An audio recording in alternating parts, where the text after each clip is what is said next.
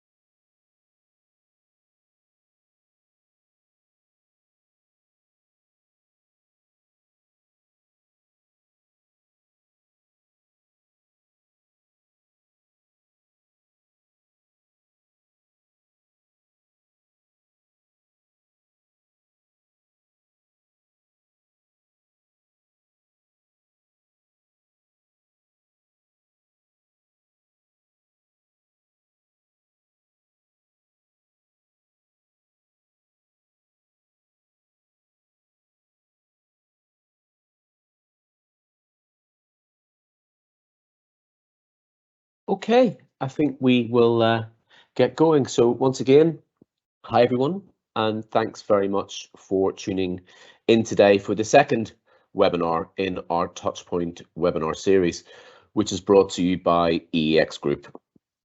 Today, we'll be focusing on and giving you a live demo of the trade registration functionality, which will be available through Touchpoint. Now, the presentation should last approximately 25 to 30 minutes, and then we'll have the opportunity to answer any questions you may have. If you have a question, please submit it via the Q&A function in Teams, and we will make sure to answer them once the presentation has concluded. I'd now like to hand over to Richard Heath, who will be giving today's webinar. So, Richard, over to you. Thanks very much, Michael. Hello and welcome to everybody from my side. As Michael said, today's is the second webinar in our series, and we're going to look at the OTC trade registration functions in our new platform, Touchpoint. So if we move to the next slide, we'll have a look at the agenda. I'm going to start off the presentation today with a brief overview of Touchpoint and what the system is. That will help to catch up anyone who was unable to join the webinar last week. We'll then get to the main part of the webinar this week, which is looking at the live platform. I'll open that up and I'll run through the trade registration tools that we have in the system. We'll do a brief recap on everything that we've seen, and then after that I'll talk a little bit about the webinar series and the upcoming demos that we can expect in the next few weeks. And as Michael said, at the end we should have plenty of time for questions, so please submit them at any time and we'll be very happy to answer them all after the demonstration. So we'll move along now to the next slide just to have a look at, as I say, an overview of what Touchpoint is. So Touchpoint's our new web-based OTC trades registration platform for EEX, and it's going to bring together all of EEX's asset classes in a single platform, and it's intuitive and very easy to use, which you're going to see throughout the course of the session today. To go into a little bit more detail, next slide, Vanessa. Touchpoint provides services for brokers, for traders, and for clearing members. Primarily, the system is there to allow brokers to enter deals which have been arranged off exchange for submission into EEX. For clearing members, it can be used to apply pre-trade risk limits for clients, for agency clients particularly. And the system is very interactive and provides a live view of exactly what those clients are doing. And for the traders, you can see live market information, a live view of all the trades that are being done on your behalf.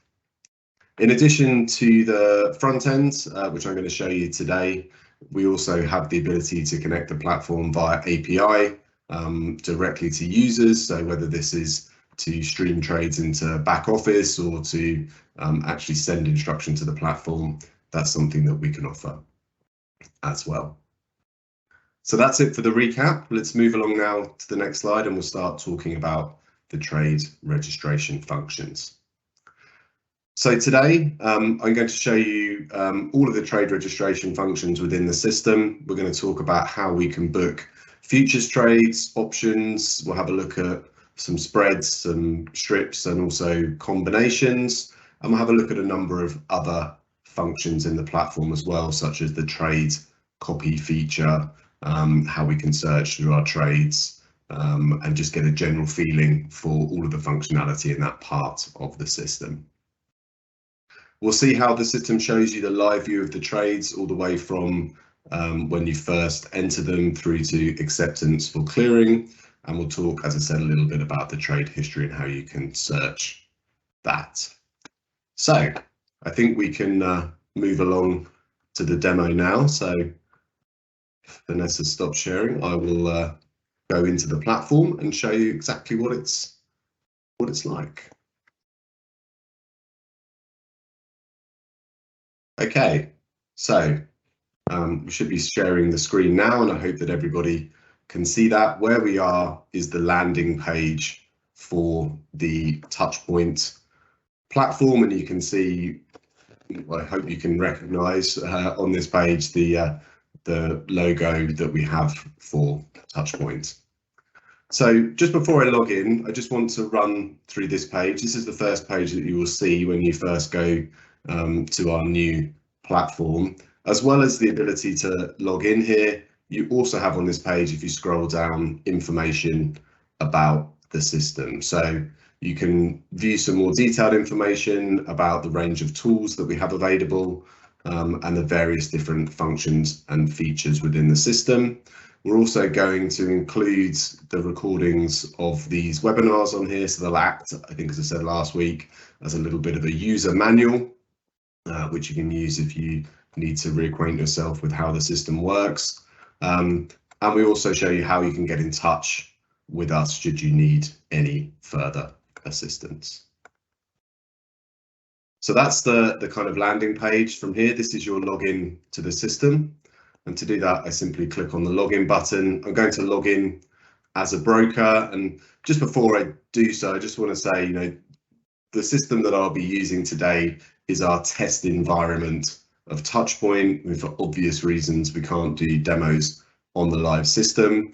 That means a few things. First of all, occasionally the test system is slightly slower than the live system. So if we have any short delays, that would be why.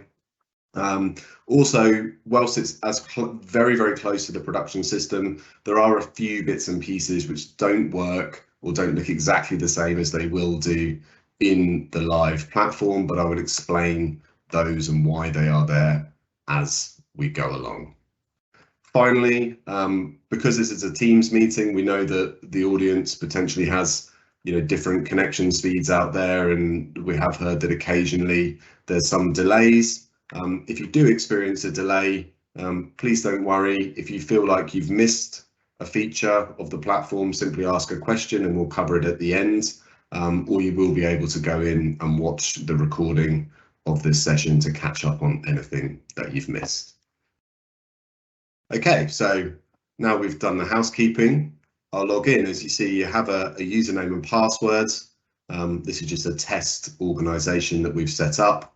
And once we click the button, we log directly into the platform. Now, you can see the very reassuring test icon. This always makes me feel a bit better when I'm going to book some trades and I know that they're not going to go anywhere. Always a slightly nerve-wracking part of doing the demo, but here we generally see our home screen, and this shows us the tools that we have available. So in this basic broker test login, I have the ability to book some trades. I have the ability to change my user profile and also have a number of other options on the sidebar here. So It's all about trade registration today, so we're going to log into the trades section to do that. Just before I do that, I want to mention that we still have on this page all of the same information that we have on the landing page. So again, should you need any help with the platform, you can always return to the home page and see the contact details of our team in Singapore who will support the system. Okay, so if we access the trades page, this brings up our own personal trade tape. So I'm logged in as a broker and this is showing me therefore the trades which I have put into the system. As you can see at the moment, there's nothing in here. This is because it's looking at this window of today and I've yet to put anything through today. I can very easily change that to show trades, for example, that I did yesterday, and you immediately start to see that this gets populated. I have a very customizable window here. I can look at the last 7 days, the last month, all time, or I can specify a custom range of the dates that I want to see. And obviously the longer the history, the more you start to see the trades that are on there and the different pages that you have to sort of scroll through here as well. If I want to go back to the live view of the trades being input, I simply click here, that resets everything and we go back to our live view of what's going in there today. So before we add some trades, I just want to talk you through a few other bits and pieces on this page. So you see up here, we have a couple of icons. This first one shows that we're connected to the system, and the second one that we are ready for trade registration. Green means good, fairly obviously. If either of these are red, it means that we're not connected in some way. The trade registration icon as well will also change with the opening and closing hours of the exchange. So this will be green when the exchange is open. Okay, so I think that gives us a kind of good feel for where we are on this page. In order to add a trade, we go to the fairly self-explanatory Add Trade button. And if I click that, it brings up this deal ticket for us. So remember, I'm logged in, I'm acting as a broker. I've arranged a trade off exchange, and I now want to register that to be sent to EEX and onward to ECC for clearing. So once I open the deal ticket here, I have a number of options. The very first one I have is the trade type. As I said at the beginning, we can book a future, we can book an option, we can book a spread trade, or we can book a combination. And depending on which one of these we select, then controls how the deal ticket looks. So if I select an option, I now get an extra row in here because I need to select my option type, and I need to also specify the strike price. Likewise, if I were to select a spread, I get a slight change because I'm booking a different type of trade, and the same thing with the combination trade. We'll start with the basic, with the future, and just go through how this works. So the next row, we have the kind of product selection. So I have to select the asset class. As I said, this is the test system, and my particular login has a whole load of products assigned to it, some which are real, some which are not real, some which we don't offer as an exchange. Please don't read too much into the list of products there. As I keep saying, it is just the test system. So I can select from this list, and in the live, this will be governed by the products which this organization is authorized to trade. For the sake of the demo, I'm going to pick a freight contract because that is my pet love in the futures market. Once I've selected the asset class, I then move on to the product, and this drop down is automatically filtered to show me just contracts which are assigned to this asset class, so I don't have to scroll through reams and reams of contracts to get to what I want. I'm going to take the cape size, and once I've done that, I move on to looking at the expiry. So from here, I can simply select the expiry I want, and we have the format of the curve in here, so I can select a number of months. I could select the next few quarters, or even I could select some calendar trades right out to the end of the available expiries for this contract. If I want to, rather than using that setup, I could also create a bespoke strip of trades, and this simply gives me a beginning and start date. So if I wanted to do something which is non-standard, let's say we want to do an August deck, I can select that. Again, I have the full functionality in here, so I could create any kind of bespoke strip that I want. To kick off, we'll go with something simple. So we'll just look at a September contract. Once we're there, we simply input the price. This is a free text field. I'm just inputting any number that comes into my head. This is not necessarily the market price for this contract. And then we move on to the quantity. After that, we select where the trade's going. So we select EEX, and then we come on to our counterparty details. So once we go into the drop down, we see here very clearly the buyer and seller defined. I will find in here a list of the clients which are assigned to me as a broker. And as you can see, reassuringly, under my login in this test environment, we have no real data whatsoever. So I simply select the trading firm. This is the company. I will then get a drop down where the list of individuals at that firm is already filtered. So I select individual trader. I then select myself as the broker, and finally the clearing account for this company. Now, in this environment, we have two. Generally, we would expect there to just be a single clearing account for the firm, and therefore it would be pre-selected. Now, the reason that we do this in this way is to have a kind of drop-down hierarchy of information, so that once you've selected the company, you can't then accidentally select a trader that works elsewhere, and you also can't accidentally select the wrong clearing account, because all of these pieces of data are linked to each other in the background. Once I've done that, I go in and I select the sell side of the trade in exactly the same way. I'll just do that quickly. We don't need to talk through that again.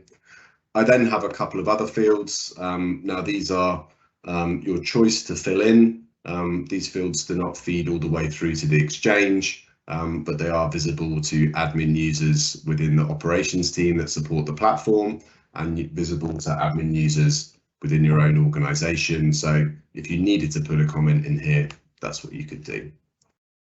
In my setup of the system, I have a review step linked here as well. So once I'm happy with this, I simply click it. It takes me to the next step. I can review the buyer and seller details and the trade details. And once I'm happy, I simply submit.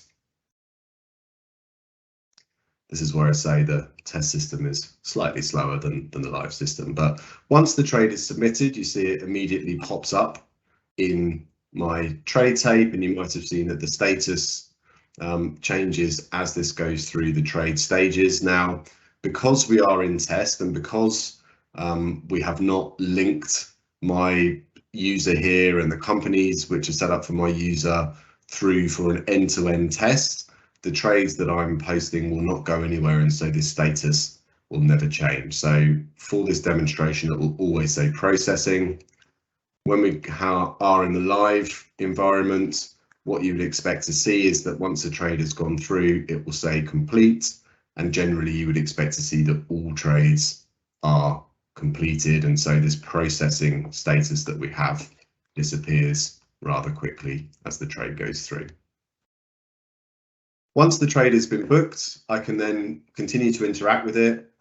If I click on the trade ID, I will open up a kind of recap of the trade. So to begin with, I have the trade details, including the time that it was booked. I can see the status of the trade and the clearing ID, and I can also see the details of the trade, the counterparties, and the legs that were within the trade. I can also look at the history of the trade, so I can see the various steps that it takes, so with the timestamps as well. So you can see here exactly the time that the trade was received. When this is the step where it goes through the risk assessment. So if there are pre-trade risk limits set by the clearing member, this means that it's cleared those for that counterparty. It then goes into a queue for SDP, gets sent through to the exchange and through to ECC. You get a notification that's being processed, and in this example, I have here these rejected notifications. As I said, this is because my trades will not flow all the way through from the test system, but here is where you would see those approved trades.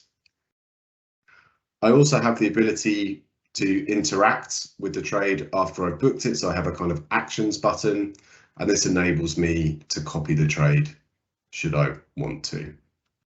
So if I do that, I get exactly the same trade ticket up again. The contract is the same, the expiry is the same, the price and the volume is the same, and the counterparties are the same. And then I can just change this easily if I wanted to. So let's say that we wanted to update the price, or we wanted to update the volume, we could do that. Or perhaps we've got a different seller for this trade. So our buyer's still there at the same price, they want to do more volume, and we simply bring the deal ticket back up, we change the seller, we review, and then we can submit again. And that's just put in there as a feature to potentially save a little bit of time if you're doing multiple trades which are the same or very, very similar. Okay, so that's the basic functionality. I will show you how some of the other types work as well. So for example, if we click option, as I've said, we now get an extra row in here. We can select the option type, we can select the strike price, and then we go through and select the other parts of the deal ticket in exactly the same way. Of course, when it comes to the price here, this is the premium. As I said before, the numbers that I'm putting in are completely off the top of my head, so please don't read anything into them. But I just go through and I select everything in exactly the same way that I did for the ordinary futures trade. So I'll just finish this, just book that so you can also see how that appears then in the trade tape. And as we see, exactly the same parameters, but we now have the type of option and the strike price shown here as well. The other types of trade are, pretty much the same. We think the system is very, very intuitive. So if I wanted to do a spread here, I simply, again, select the type of contract that I want. I will automatically get the second leg populated. I could go in and change that. I'll leave that as is. I then select the expiry, and I do that for the other leg, and then go through and do the quantity, add in the price,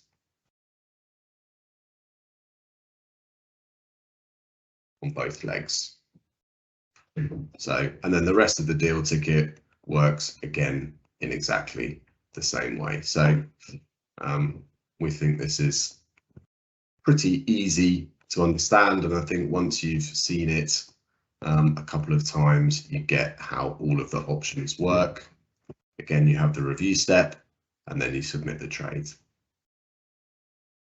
Now, when a multi-leg trade comes into the trade tape, you see it in exactly the same way as any individual leg trade, but the way that I can tell that it's part of some form of spread or strategy is with the clearing reference. As you can see, I have here the little kind of additional numbers on the end to show me the number of the leg of this trade.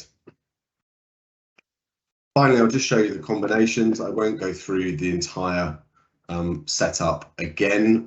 Hopefully everyone understands exactly how it works.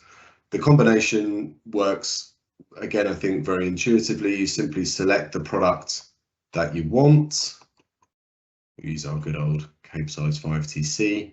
You select the expiry, and then I have the option here to decide whether I want to do this as a future or an option. We'll keep it as a future. I can do the quantity again and the price in exactly the same way.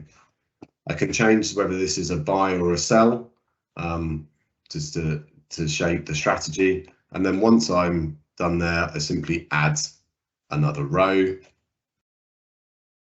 And I can continue to do that in order to build out whatever strategy it is that I want to create. So I won't go through and populate this with lots of rows. I'm sure you get the idea, but you can continue to do this to build a whole strategy into a single ticket. Okay, so that shows us the basic trades registration functionality. As I've said, you can search this. So once you look through this, you can then go to an advanced search, and I can then specify exactly what I want to see. So I have in here, as you can see, a number of options. I can look for a specific asset class. I can look for trades that I've booked for clients of a specific clearing member. I can look at a particular expiry. I can look at trade types for options or futures. I can look on a particular client basis, and then I can simply click search, and it will then return the information for the criteria that I have specified. Once I get that output, which as I say is a little bit slow, occasionally these things do happen in the test system, but once I get the output I want, I have the ability to export this, so I can export it to Excel, and then I can work with it in whichever way I choose. That's it for the trades registration setup. I can simply go back to the home there very easily, just to give you a little view of what this looks like from the other side. If I were then to log in as someone else within the trade chain, so let's say I log in as the trader, I would get a very, very similar view of the market. But of course, I would only see the trades that have been entered on my behalf, not both sides of the trade. And the same would be true of the clearing member. If I were to log in as the clearing member, I would see that trade tape for just my client. So I hope that that's pretty easy to understand. So that's it for the trades registration demo. I'm going to stop in the platform now. We'll go back to the slides.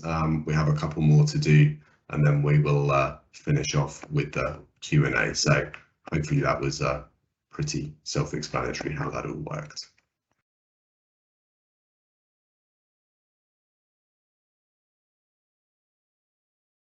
Okay, so we should be back on the slides now. Yeah, so as I said, the benefits of this system really are, we think it is very, very easy to use.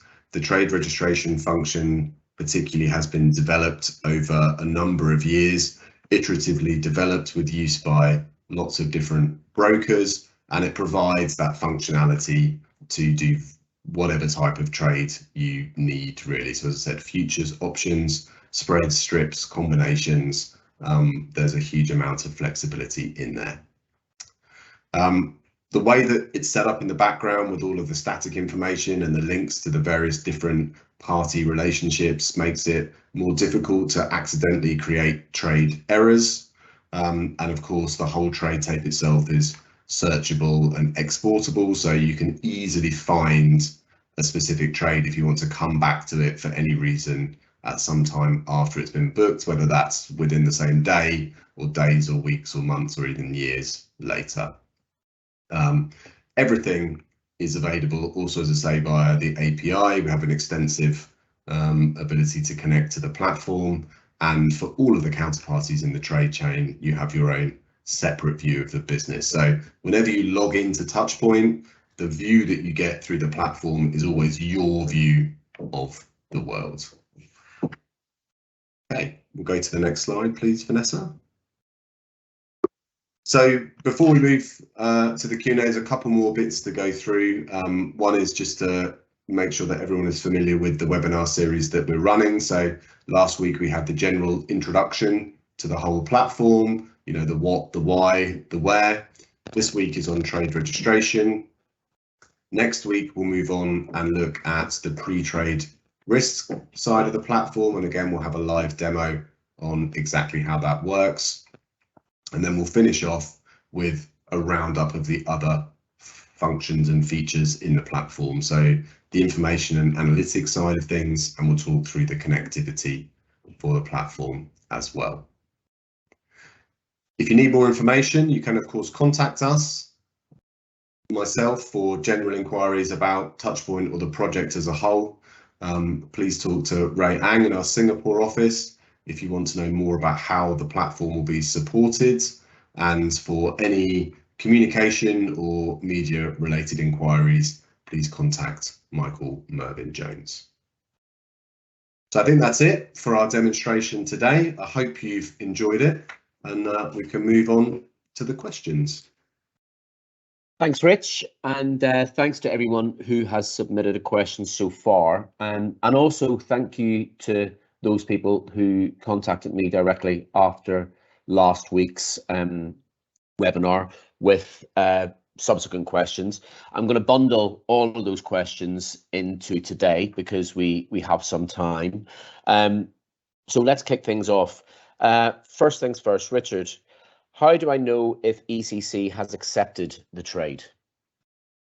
Okay, so we saw in the platform that you have a couple of ways to look at this. One is the kind of live trade status column in your trade tape, which will show approved or completed, and you saw that was very clearly marked green. The other way is you can go into the trade and look at the history, and then you see those various kind of timestamps for how that trade has progressed through from registration to clearing. So there's a number of ways that you can see that the trade has been fully cleared. And as I said, you know, in the live system, generally what you see is just lots and lots of green, not the processing status that we had today in test. Okay, thank you. I'm going to bundle a few questions together here. It's relating to the software itself. We'll do a quick fire round. We'll do a quick fire round, yeah, Okay, cool. exactly. Do I need any special software or hardware installed at my end? Nope, everything is web delivered. How much does the service cost?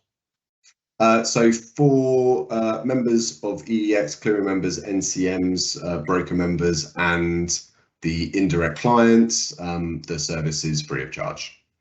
Perfect. Will it work on any browser?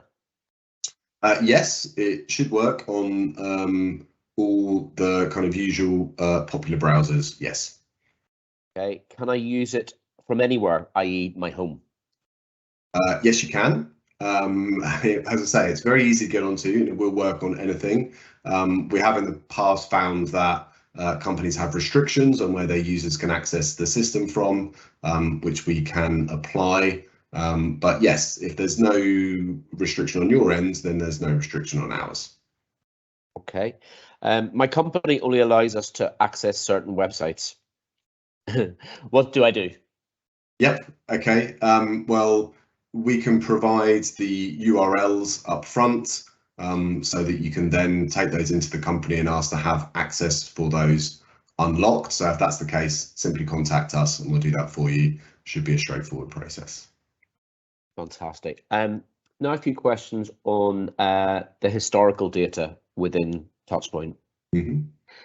How granular does the historical trade search go?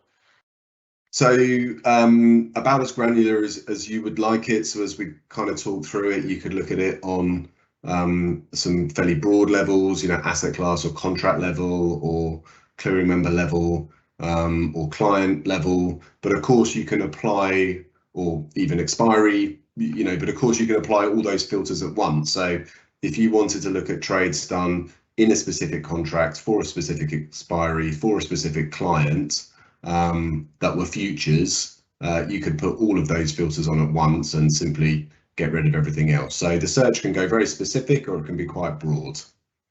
And how far does that search go back?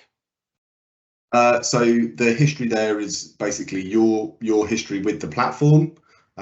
So for as long as you have been a user, you should see information in there for that same period of time.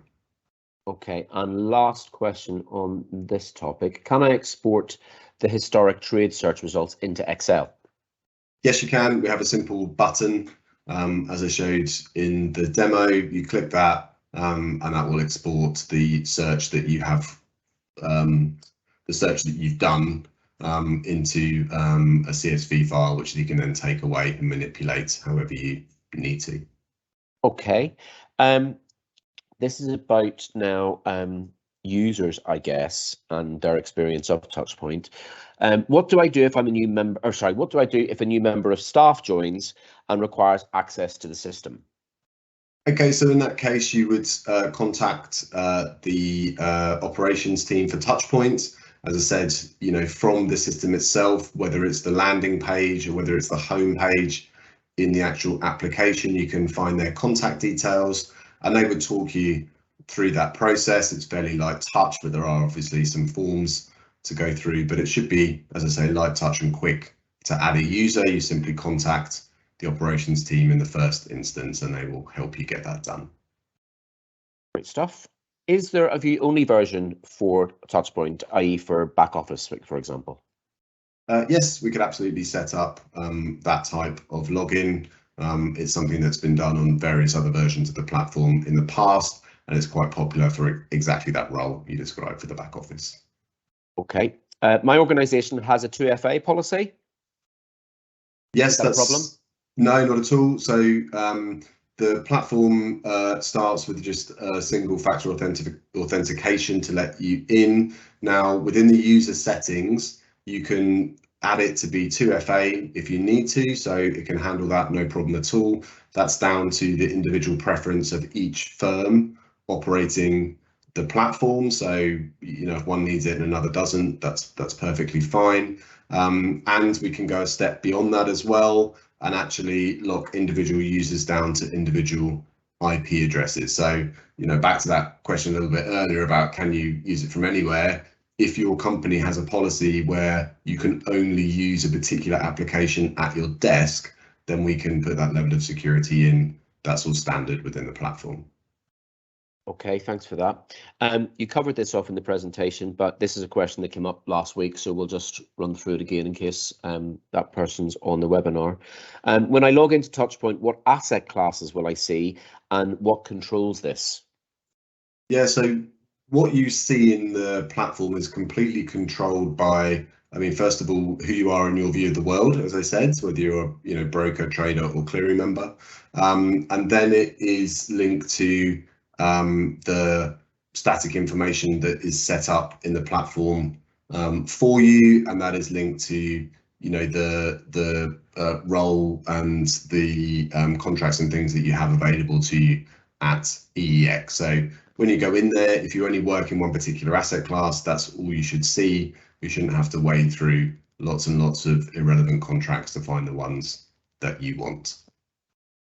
Okay, great. I think that's all of those covered. Now, quite a few questions on the trade registration function. So we'll a lot of questions today. This is good. Yeah, there's a lot of questions.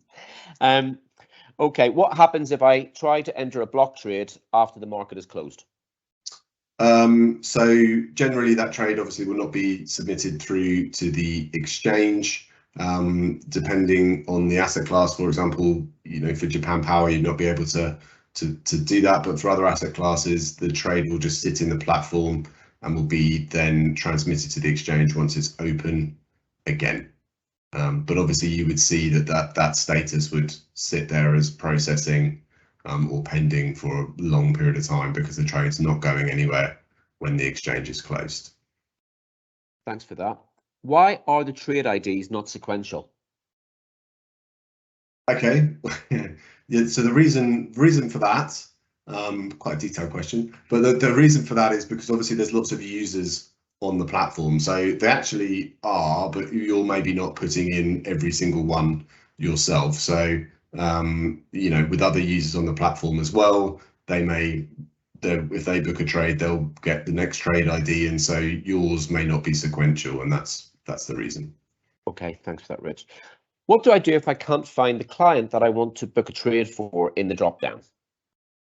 Okay, so that would probably mean that the static for that client is not set up for some reason, and there could be a few reasons for that. Again, your first port of call for that type of inquiry should be the operations team in Singapore. As said a number of times, their contact details are easy to get. They will be able to assist you to discover why that client's not available, and assuming that they should be available, make them available. And again, that's a relatively quick process to get new static entered into the system. Are there any circumstances where the drop down is auto-populated? Yeah, so there's a few circumstances where that can happen. So first of all, you do have the ability to set some preferences. So you can set in the platform preferences for the contracts that you most often work in, and then they would pop up automatically, and you would then, if you wanted to then book something different, you simply use the drop down to find something else. The other option is when there is only one option. So as I said in the demo, most of the time, you would expect a client to have just one clearing member available at ECC, and so that would then be kind of auto-populated. Great stuff. What happens if a trade is rejected? What should they do?